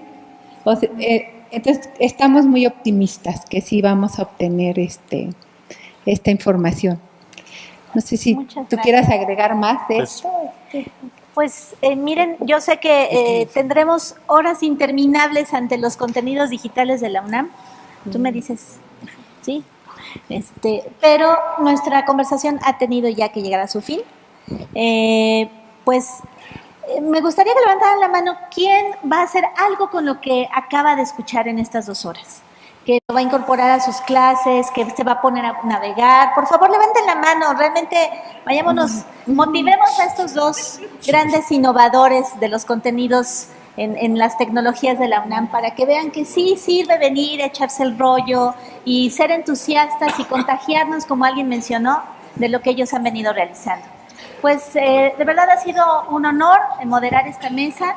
Le agradezco al biólogo Joaquín Jiménez, a la doctora Tila María Pérez, al doctor Felipe Bracho y a todos ustedes el que nos hayamos regalado este tiempo para estar más orgullosos de la manera como la UNAM vincula la tecnología y los contenidos, con todos sus asegúnes, con todas sus áreas de oportunidad, pero seguros de que entre todos lo haremos mejor cada vez. Muchas gracias a todos. Buenas tardes.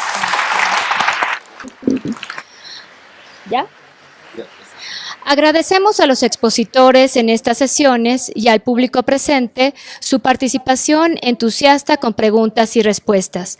Asimismo, les recordamos el programa del día de mañana, que en su primera sesión será Docencia y Formación, con los temas Formación Docente, Programa de Seguimiento y Evaluación de Actualización del Plan de Estudios, y la sesión 4, Entorno Institucional, Nuevas Licenciaturas Interdisciplinarias e el Instituto de Investigaciones Jurídicas Digital.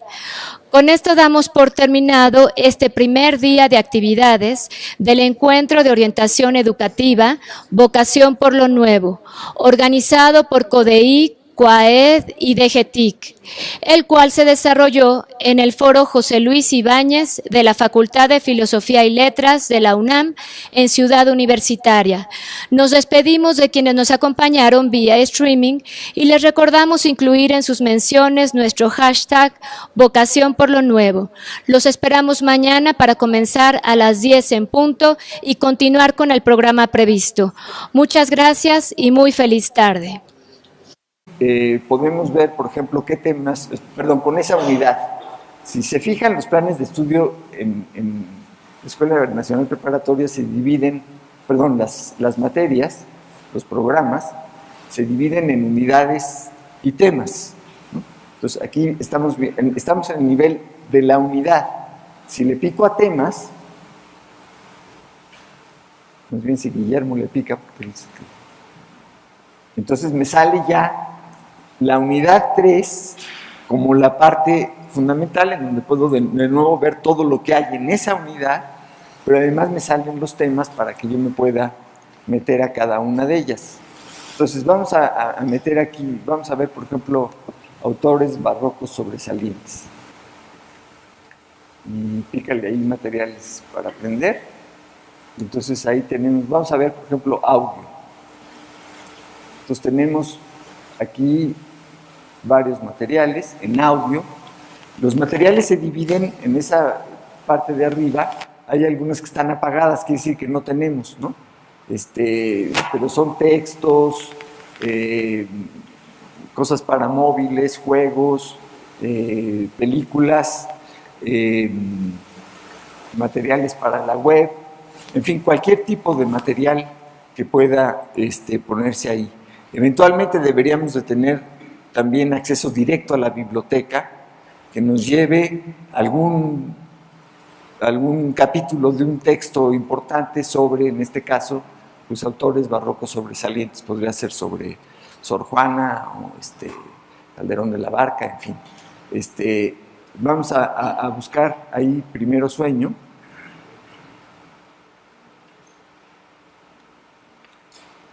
Y como esto lo estamos haciendo a través del teléfono celular, se tarda un poquito. Pero ahora, bájate, bájale, eso. En la barra de la derecha. Es que ahí está el audio, sí. Entonces, si le picamos ahí y funciona,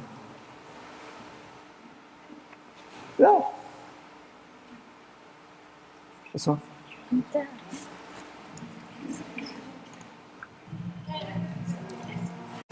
Bienvenidos nuevamente a la segunda parte de sesiones de este primer día del Encuentro de Innovación Educativa, Vocación por lo Nuevo, organizado por CODEIC, CUAED y DGTIC. Asimismo, les recordamos incluir en sus menciones en redes sociales nuestro hashtag Vocación por lo Nuevo. Saludamos con gusto a quienes aún nos acompañan aquí físicamente y a quienes lo hacen vía streaming en el Foro José Luis Ibáñez de la Facultad de Filosofía y Letras en Ciudad Universitaria. Continuamos con nuestro programa. ¿Qué tal? Buenas tardes. ¿Cómo están? Bueno, pues sigamos con nuestro programa. Vamos a tener el privilegio de escuchar a dos voces universitarias también con muchísima experiencia y que nos van a hablar de dos proyectos después de este recorrido que hemos hecho esta mañana. Primero, como dijeron por ahí, por una visión muy institucional. Después vimos dos experiencias muy exitosas también desde las trincheras, como también lo señalaron así. Y bueno, pues ahora vamos a ver a dónde pueden ir esos proyectos, esos logros que se dan en las trincheras, cómo pueden ser difundidas, conocidas, no solo en la UNAM, sino más allá de nuestro país y de nuestras fronteras. Y para eso, pues como les decía, tenemos invitados de lujo. Tendremos al doctor Felipe Bracho, tienen ustedes sus semblanzas en su material, a la doctora Tila María Pérez, con quien se suma el biólogo Joaquín Jiménez y que también tomarán la segunda parte de las presentaciones. Bueno, pues sin más preámbulo vamos a empezar con el doctor Felipe Bracho. Él nos va a hablar de la Red Universitaria de Aprendizaje. Muchas gracias. A ver, nos vamos a meter a la RUA, les voy a platicar. Ya muchos de ustedes saben de qué se trata la RUA, pero espero que haya alguno que no. ¿Quiénes sí saben de qué se trata la RUA? Sácatelas, ya mejor me voy. Entonces, mejor que pase alguien a explicarlo. Pero bueno, a ver, voy a hablar de primero cuál es la motivación fundamental de la RUA. Y la Escuela Nacional Preparatoria hemos logrado conjuntar ya miles de materiales para prácticamente todas las asignaturas de bachillerato. Y lo que les voy a enseñar no son esas 1000 recursos, porque no nos daría la vida, pero les voy a enseñar básicamente cómo se llega a ellos, para que vean que es una manera muy intuitiva, muy natural, y que además resalta lo que es el plan de estudios. Entonces, por ejemplo, si le picamos aquí a sexto año de la Escuela Nacional Preparatoria, van a ver, bájale tantito, van a ver que, ahí, eso. Pues primero que hay un área que es obligatorias generales y después ya se va a dividir por 4 diferentes áreas, ¿no? Entonces vamos a aplicarle aquí a las obligatorias generales. Esas son las materias que tienen que llevar todos los alumnos en sexto año. Y quiero que vean, por ejemplo, literatura mexicana y la iberoamericana. Entonces le pico a esa materia.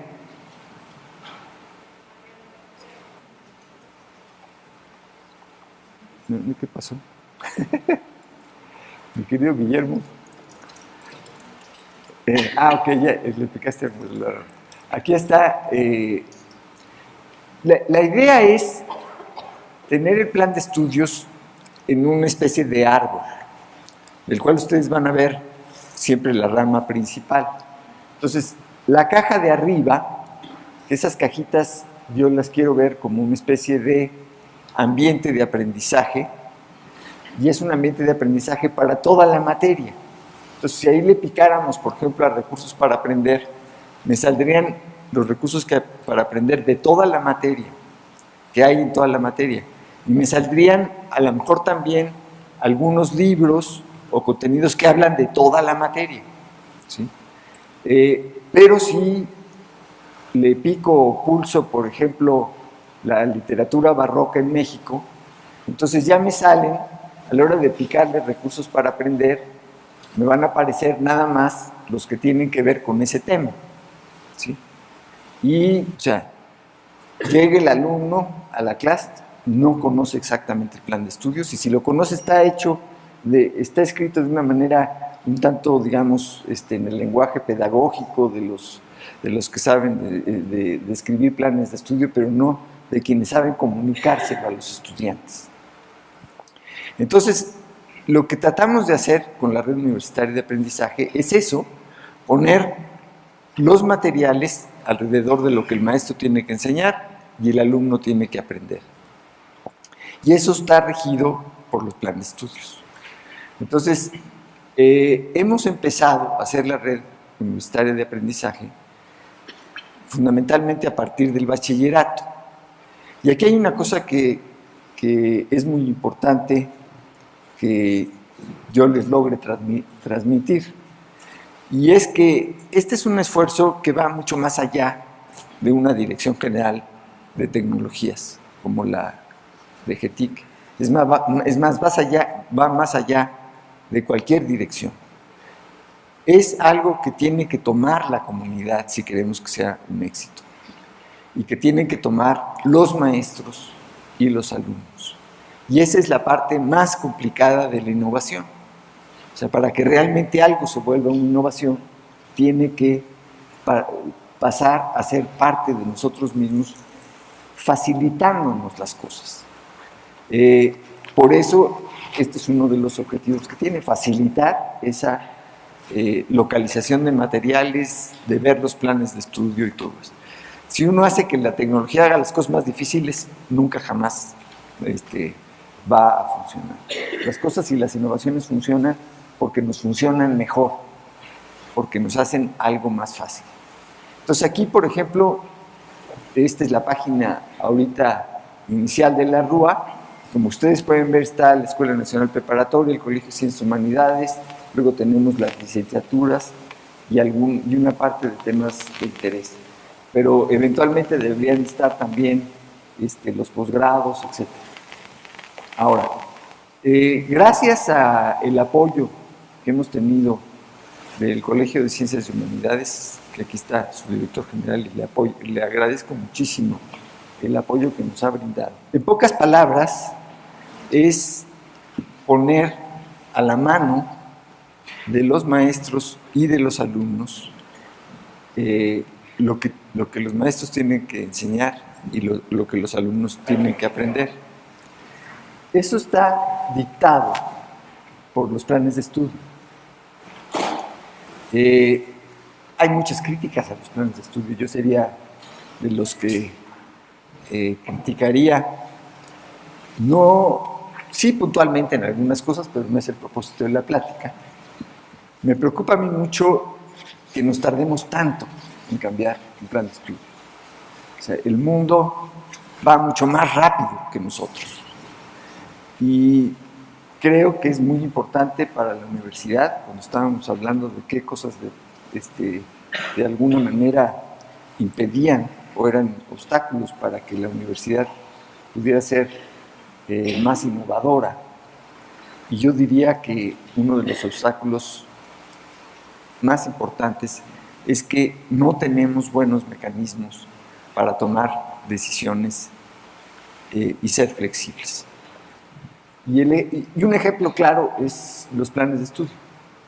O sea, cuando el plan de estudio se tiene que aprobar por el Consejo Universitario, en donde hay, no sé, 300 gentes, de las cuales a lo mejor 2 o 3 saben del tema, pues algo estamos haciendo mal, ¿no? Porque además nos lleva 3 años cambiar un plan de estudios. Y cambiamos el plan de estudios, entonces los estudiantes se molestan porque parece como que ya estuviera escrito en piedra. Pero tenemos que tener planes de estudio, porque si no tenemos planes de estudio no tenemos una manera de saber que el estudiante sale con el perfil que la universidad busca o que él mismo busca.